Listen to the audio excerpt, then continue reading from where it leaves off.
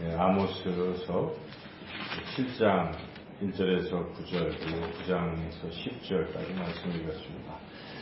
아모스서는 전체가 9장으로 되어 있는데 1장, 2장은 서론이고 3장에서 6장까지는 설교 세 편의 설교가 있고 지금 우리가 읽기 시작한 이 7장, 8장, 9장은 아모스가 본 환상에 대한 기록입니다.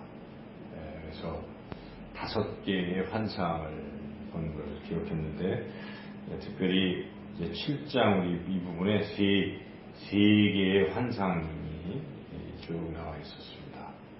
그래서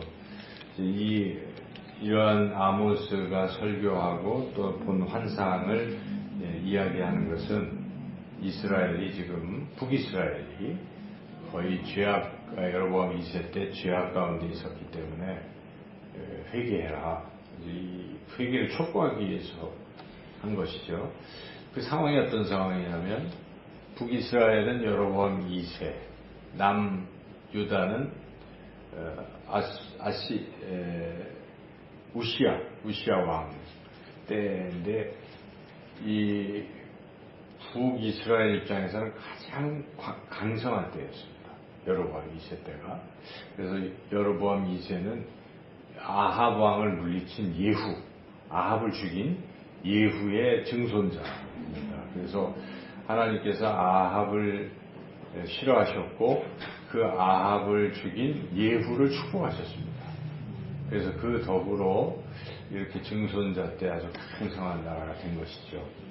여로보암 2세 때의 면적은 아마 통일 왕국 때의 그 면적만큼 굉장히 큰 영토를 가지고 있었던 겁니다.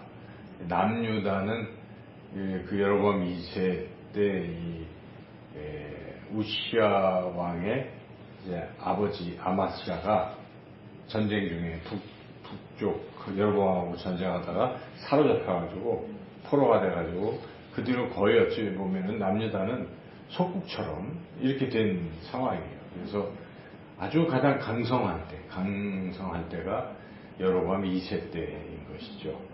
그래서 이 가장 강성할 때 이때 잘 해야 되는데 여로보암 2세가 잘못된 길을 걸어갔다는 것이죠.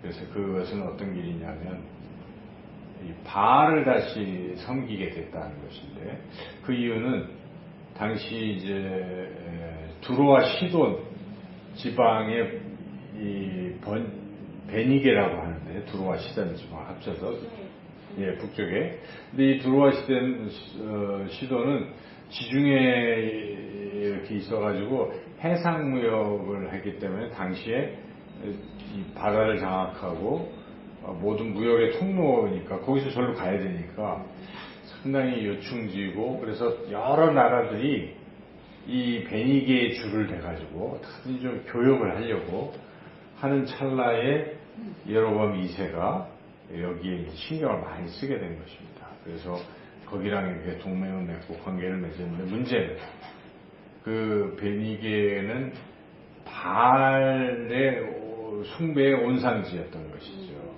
그래서 이 바알을 같이 섬기게 되는 이러한 우상숭배의 죄악을 범하게 되어서 결국 하나님의 징계를 받게 되는 것이죠. 이런 상황에 하나님께서 징계하시기 전에 먼저 선지자들을 보내시잖아요. 회개를 시키려고. 그래서 호세아와 아모스를 이때 이렇게 보내는 것입니다.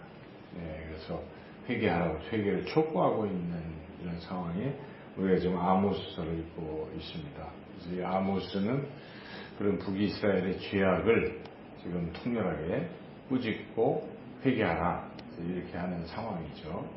그래서 지금 오늘 우리가 읽은 이 말씀은 이제 하나님께서 환상을 보여주시면서 북이스라엘이 회개 안 하면 이거 완전히 멸망한다. 이걸 자꾸 보여주신 겁니다. 그래서 강도가 점점 세질 것이다 하는 것을 보여주시기 위해서 1차 환상에서는 그냥 풀을 딱 된 후에 풀이 다시 움돋기 시작할 때 메뚜기가 황충이 와가지고 그걸 싹 먹어치우는. 그래서 그나마 이제 회복이 되려고 하는데 다 안 되는 이제 이런 어떤 재앙이 임하는 모습을 보여주신 것이죠. 그런데 이때 중요한 것은 아모스가 이런 환상을 보고 기도를 했다는 거예요. 중보 기도를. 근데 중보 기도를 하나님이 들으시고 그 재앙을 거두셨다는 게 참 중요한 것이죠. 여기 어떤 기도를 드렸습니까? 2절을 읽어보겠습니다. 메뚜기가 땅에 풀을 다 먹은지라 내가 이르되 주 여호와여 청하건대 사하소서 야곱이 미약하오니 어떻게 서리이까 하며 이렇게 중보기도를 한 것입니다. 용서해달라고 기도한 것입니다. 만약 하나님 그러시면 다 멸망할 텐데 그냥 용서해 주세요. 그렇게 하지 마세요. 그때 하나님이 그것을 들으셨다는 것입니다. 3절을 읽어보겠습니다. 여호와께서 이에 대하여 뜻을 돌이키셨으므로 이것이 이루어지지 아니하리라.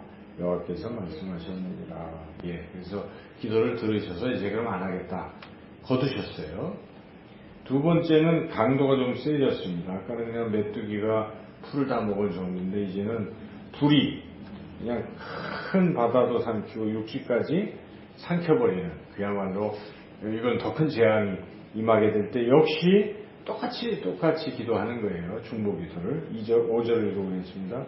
이에 내가 이르되 주 여호와여 청하건대 그치소서 야곱이 미약하니 어떻게 서리이까 하니 그랬더니 하나님 또 그 기도를 들으시고 멈추셨어요. 6절 주 여호와께서 이에 대하여 뜻을 돌이켜 주 여호와께서 이르시되 이것도 이루지 아니하니라 하시니라. 이와 같이 중보 기도를 드릴 때 하나님이 재앙도 멈추셨다. 그래서 이 중보 기도가 굉장히 중요하다. 우리가 알 수가 있습니다. 근데 세 번째 하나님 또 보여주시는 게 이제 다림줄. 다림줄은 이제 뭐 옛날에 건축 같은 거 할 때 줄을 이렇게 내려가지고 이 측량하고 이제 그러는 것이죠. 근데 특별히 이 기초가 되는 곳에 한 그런 부분이죠. 그런데 이 다림줄을 잡고 서셨다는 것은 쌓은 담 곁에서 이걸 다 이제 무너뜨리시겠다 이런 뜻입니다. 그래서 하나님께서 이제는 다 싹 내가 무너뜨리겠다. 이것이 이제 9절을 한번 읽어보겠습니다. 8절 9절 여호와께서 내게 이르시되 아모스야 네가 무엇을 보느냐 내가 대답하되 다림줄이니이다. 주께서 이르시되 내가 다림줄을 내 백성 이스라엘 가운데 두고 다시는 용서하지 아니하리니 이삭의 산당들이 황폐되며 이스라엘의 성소들이 파괴될 것이라. 내가 일어나 칼로 여로보암의 집을 치리라 하시니라. 근데 이때는 아모스가 중보기도를 못했어요. 뭐 그냥 넘어갔습니다. 이렇게 해서 끝난 거죠. 그 기도를 어떤 측면에서 보면 기도를 못했던 것 같아요. 또는 그래서 이것을 잘못했다고 볼 것인지, 또는 그냥 너무나 죄송해서 어떻게 또 용서를 구하는가. 그래서 하나님의 뜻이 그러신데 하나님의 뜻에 순종해야지 하고 멈춘 것인지 참 해석하기가 어렵긴 한데, 여하튼 우리가 이제 기도에 대한 얘기를 우리가 많이 하고 있으니까 그럴지라도 기도를 한 번 더 해봤으면 어떨까 싶었어요. 기도를 하면 하나님이 네가 기도해서 이번에 안 된다. 뭐 말씀해 주셨을 거 아닙니까? 그래서 일단은 아모스는 어쨌든 기도를 한번 해봤음직한데 기도를 멈추었다는 것이 조금 꺼림칙합니다. 그래서 사무엘이 왜 그런 이야기를 하잖아요. 이스라엘 백성들한테 내가 너희를 위해서 기도하는 것을 쉬는 죄를 결단코 범치 아니하겠다. 그때도 블레셋과의 싸움에서 뭐 백성들이 막 기도해달라고 하고 그래서 사무엘이 기도를 하고 승리하고 에베네스에 돌도 세우고 했던 사무엘인데 그 뒤에 내가 기도를 이제 멈추지 않겠다. 이제 그런 결단도 하죠. 그래서 기도를 쉴 때 이게 안 된다는 것을 우리가 깨달을 수가 있어요. 그것은 모세가 아말렉 전투에서도 손을 들고 기도하면 승리하는데 기도를 쉬면 지잖아요. 그래서 기도는 쉬지 말고 기도해야 되는 성질입니다. 그리고 이게 아무리 그래도 어떻게 해야 되겠습니까? 기도를 해야 되는 거예요. 상황이 아무리 그래도. 우리가 아브라함이 그래도 기도할 때 어땠습니까? 의인 50명 중에 50명만 있으면 또 뭐 40명, 35, 30 쭉 내려가잖아요. 근데 마지막 10명 근데 그때 5명, 2명, 1명 계속 기도해야 되지 않았나 싶기도 하는데 여하튼 어느 선에서 이제 멈췄죠. 그래서 우리가 이제 이런저런 생각해 보면 우리는 모르니까 하나님의 뜻을 모르니까 일단은 기도를 멈추지 말고 계속 해볼 필요가 있다는 것이죠. 계속 하다가 최종적으로 또 그렇다고 기도한 대로 다 되는 건 아니잖아요. 어떤 부분에서 하나님의 뜻이 계시니까 그래서 그렇게 딱 결정이 되면 이제 그때 가서 멈추더라도 그 전까지는 좀 계속 기도해 봐야 되지 않는가. 제가 처음 전도사 할 때 그때 암 말기예요. 그때는 거의 막 교육전도사 수준인데 중고등 유년부 전도사 막 처음 시작했어요. 제가 나이는 많았지만 처음 시작했는데 교사 중에 누가 그 부모님이 암으로 말기로 돌아가신다 해가지고 선생님들하고 함께 거기 가가지고 막 예배드리고 제가 이 젊은 이렇게 목회초년생이 막 기도를 하는데 저는 막 보통 불신데도 하나님 고쳐주실 것이라고 믿고 막 기도를 그렇게 한 적이 있었어요. 그걸 하나님이 응답을 해주셨으면 좋았을 텐데 돌아가시긴 했지만은 이제 돌아가셨을 때 이제 거의 되었을 때는 제가 하나님의 뜻대로 이렇게 받아 드렸지만은 그 전에는 그냥 끝까지 기도를 한 적이 있는데 그래서 우리가 그런 자세는 중요한 것 같습니다. 우리는 끝까지 매달리는 거예요. 그냥 포기하고 인간적인 판단으로 딱 하는 것보다는 끝까지 한번 해보는 것이 참 중요합니다. 그러다가 7번 찍어봤더니 8번째 넘어가다가 멈추지 않고 마지막은 모르니까요. 최종 결과가 오기 전까지는 포기하지 말고 끝까지 기도할 필요가 있다. 이제 그런 것을 이제 깨달을 수가 있겠습니다. 여하튼 이렇게 해서 하나님께서 이제 말씀하신 대로 여로보암과 해서 이제 얼마 못 돼서 여로보암 그 다음에 이제 문하햄, 베가 그리고 호세아 때 북이스라엘이 멸망했어요. 그러니까 여로보암 뒤에 한 서너 명의 왕 뒤에 완전히 이제 멸망했는데 요 하나 문하햄 베가 이게 1차, 2차, 3차가 호세아거든요. 그러니까 아마 이런 1차, 2차 그런 것을 보여주신 것 같아요. 그리고 마지막에는 호세아 때는 이제 멸망된 거죠. 북이스라엘 진짜 예언대로. 그런데 중요한 것은 남은 자가 있어요. 남은 자. 이런 과정에서도 멸망된 사람은 다 멸망되지만 남은 자들은 또 살아나는 거예요. 이스라엘 멸망돼도 구원받는 사람도 있어요. 그래서 이 그루터기라는 환상이 있어요. 이사야서에 보면. 그래서 남은 자 사상이에요. 다 북이스라엘이 다 멸망하고 남유다가 멸망해도 남은 자가 있는 거예요. 그들로 바벨론 포로에서 돌아오고 남는 자가 있다는 거예요.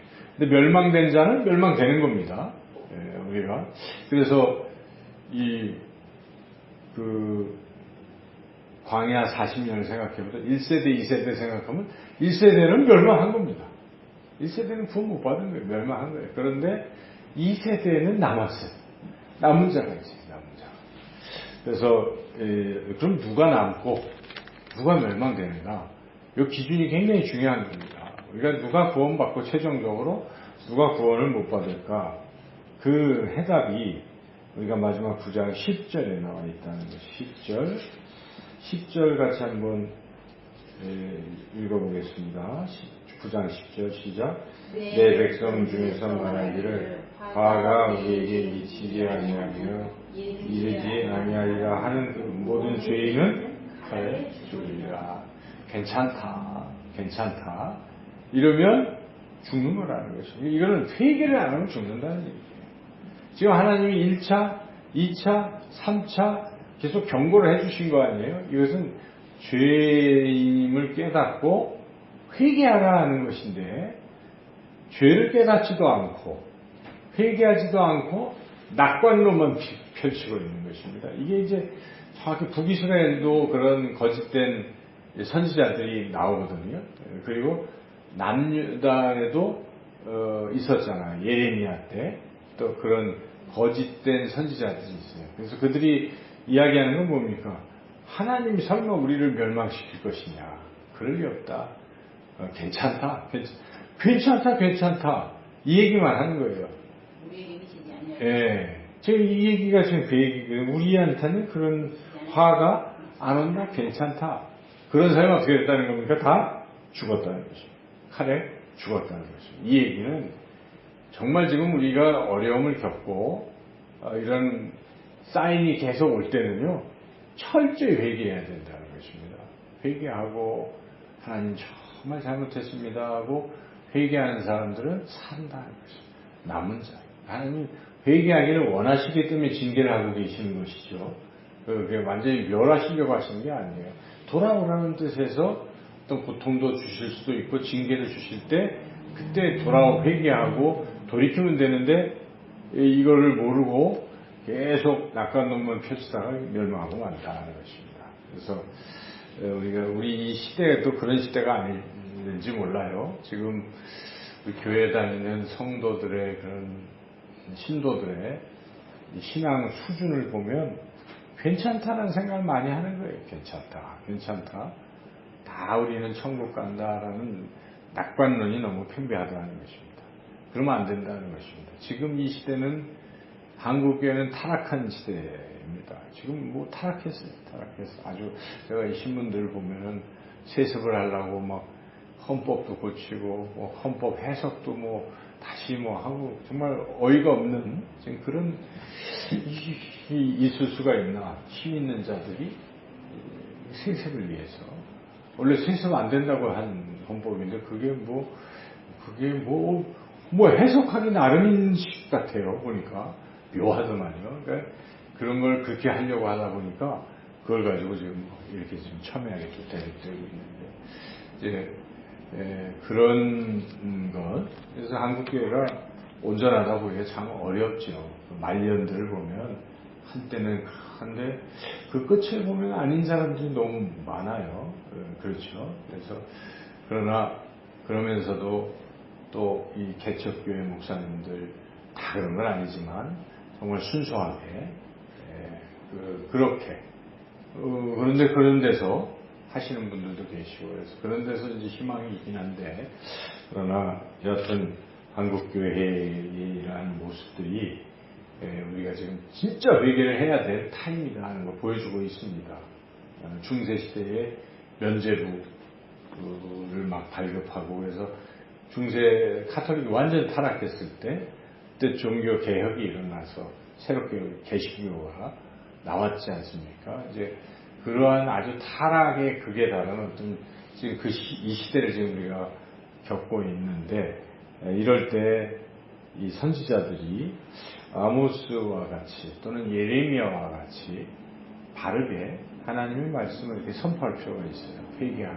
회개를 촉구해야 되는 타임에 여기 거짓 선지자처럼 어떤 사람들은 뭐라고 합니까? 아이 괜찮다. 이러지 않냐. 근데 그거를 또 같이 듣고 거기에 괜찮아 하면 어떻게 되는 것인가 오늘 말씀해 보니까 뭐 다 칼에 죽으리라. 그럴 수 있다는 것이에요. 그래서 우리가 성경은 거짓이 없습니다. 하나님의 말씀하는 뜻이기 때문에 우리가 좀 더 이런 말씀을 볼 때 좀 예민하게 죄를 회개하고 하는 이런 일들이 필요하다는 것이고 그리고 우리는 중보기도자로서 오늘 이 아모스의 기도를 통해서 중보기도는 굉장한 능력이 있구나. 하나님의 재앙도 잠시 연기시킬 수 있는 이런 기도의 능력이 있다. 그래서 지금 한국 교회가 이렇게 타락한 가운데서도 이렇게 멸망이 좀 이렇게 유보되는 것은 중보 기도자들의 기도가 있지 않는가, 그런 생각을 하게 됩니다. 그래서 우리가 더욱 이 중보 기도자로서의 사명을 잘 감당하시고 기도하시고, 그리고 진정으로 하나님이 기뻐하시는 것을 회개하고 하나님 품으로 돌아오는 것이기에 우리가 진정한 또 회개하는 그런 신앙을 가지시기를 주님의 이름으로 축원합니다.